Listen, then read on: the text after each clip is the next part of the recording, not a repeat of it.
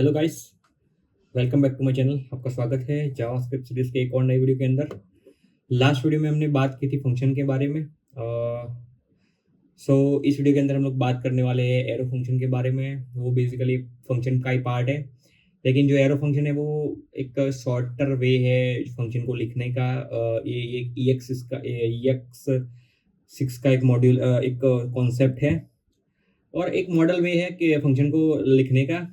बात करते हैं एरो फंक्शन के बारे में, कैसे हम उसको लिख सकते हैं, कैसे हम यूज़ कर सकते हैं अपने कोड के अंदर, और कैसे ये जो एरो फंक्शन है वो नॉर्मल फंक्शन से कैसे डिफरेंस होता है उसके बारे में भी बात करते हैं डिटेल्स में विद एग्जांपल के थ्रू।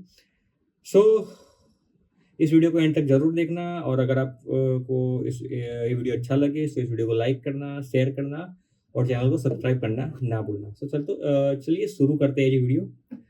सबसे पहले बात करते हैं कि एरो फंक्शन क्या होता है। देखो बेसिकली क्या होता है कि जो एरो फंक्शन है वो एक शॉर्टर फंक्शन सिंटेक्स है, लाइक एक शॉर्टेस्ट वे है to write a function. Like जो एरो फंक्शन है is a compact way to write a function and introduced in the ES6। There are great for the short callback and functional style code. मतलब जब भी आप callback function का use करते हैं, so in this case में callback के अंदर आप एरो फंक्शन का यूज कर सकते हैं mostly, but they have a slightly different than the normal function, and this is a few more important way, like उसका सिंटेक्स एक अलग है। तो देखते हैं कि सिंटेक्स कैसे लिखा जाता है। यहाँ पे मैं एक पर्टिकुलर वन आर्ग्यूमेंट के लिए लिखता हूँ, यहाँ पे square n then n into okay. यहाँ पे कंसोल डॉट लॉग, यहाँ पे मैं स्क्वायर करता हूँ लॉग, रन करता हूँ नोड वीडियो 11.js। यहाँ पे मेरे को कॉल करना है फंक्शन। देखो यहाँ पे नैन आ रहा है, व्हाट हैपेंड। ओके यहाँ पे sorry that is issue. Okay यहाँ पे एन की वैल्यू हमने यहाँ पे डिफाइन ही नहीं की है।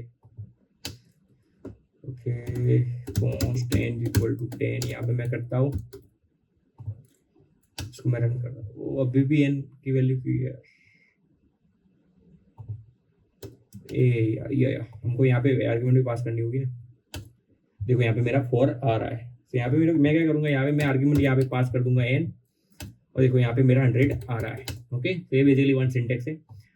अब बात करते हैं कि दो या मल्टीपल पैरामीटर कैसे पास कर सकते हैं। तो यहाँ पे मैं कॉन्स्ट ऐड, यहाँ पे मैं 2 पैरामीटर पास करता हूँ a और b, और ये फंक्शन मेरा क्या करेगा, a प्लस b कर देगा इन वैल्यू को।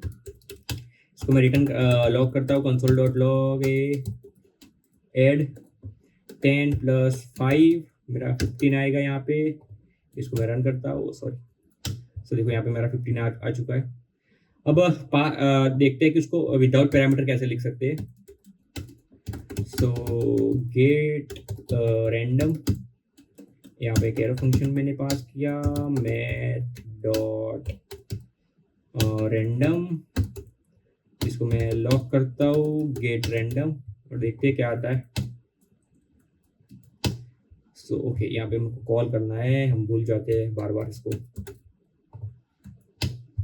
देखो यहाँ पे मेरा एक रैंडम नंबर यहाँ पे मेरे को जनरेट करके दे रहा है। ओके, अब बात करते हैं कि उसके फंक्शन की पूरी बॉडी को कैसे लिखा जाता है इसके अंदर। कॉन्स्ट सम, यहाँ पे ABC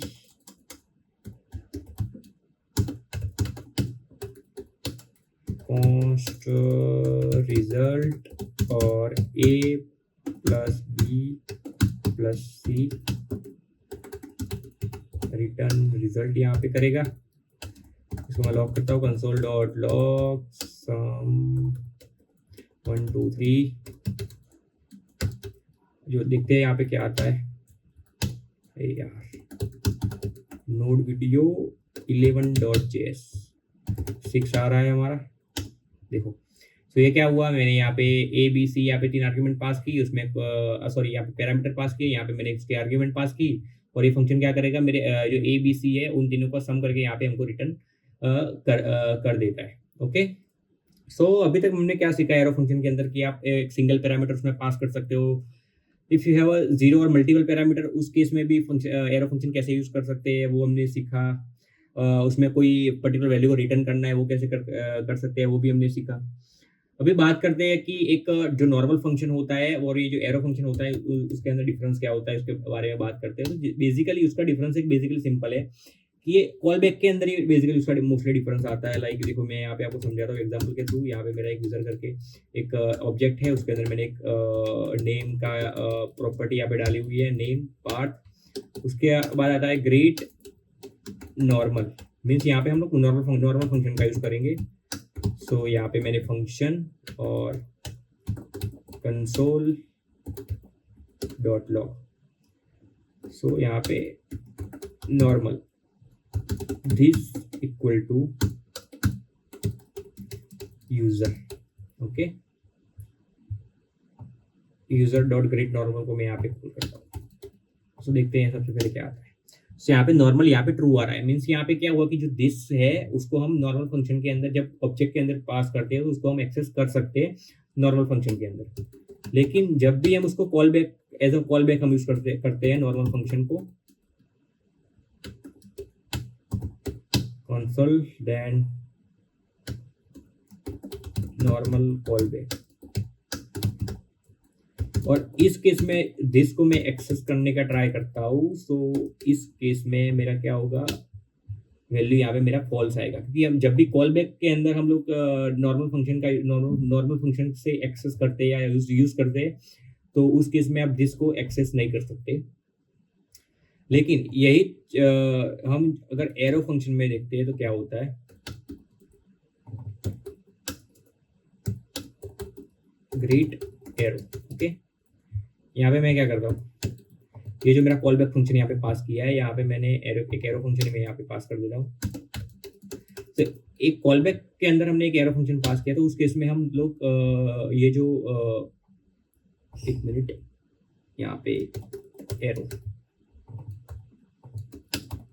और ग्रीड एरो, लेकिन जब भी मैं ये जो एरो फंक्शन है एरो फंक्शन को मैं कॉल बैक में जब पास करता हूँ तो उस केस में हम दिस को एक्सेस कर सकते हैं। लेकिन अगर कॉल बैक के केस में हमने जो नॉर्मल फंक्शन है उसको हम लोग यूज करें तो उस केस में हम दिस को एक्सेस नहीं कर सकते। सो यही बेसिकली डिफरेंस है एक एरो फंक्शन में और एक नॉर्मल फंक्शन में। सो और ये जो डिफरेंस है ये बेसिकली इंटरव्यू में पूछा जाता है कि ये जो एरो फंक्शन और नॉर्मल फंक्शन है वो दोनों में डिफरेंस क्या है। सो ये बेसिकली एक डिफरेंस है, और बस और कुछ एरो फंक्शन में ज़्यादा कुछ हो नहीं, बाकी सब कुछ नॉर्मल फंक्शन की तरह ही है। सो आई होप कि आपको अच्छे समझ में आ चुका होगा कि जावास्क्रिप्ट के अंदर एरो फंक्शन क्या होता है, कैसे काम करता है, कैसे वो डिफरेंट है नॉर्मल फंक्शन से। सो अगर आपको वीडियो अच्छा लगा तो इस वीडियो को लाइक करें, शेयर करें और चैनल को सब्सक्राइब करना ना भूलें। और मिलते हैं जी ऐसे एक और नई वीडियो के साथ।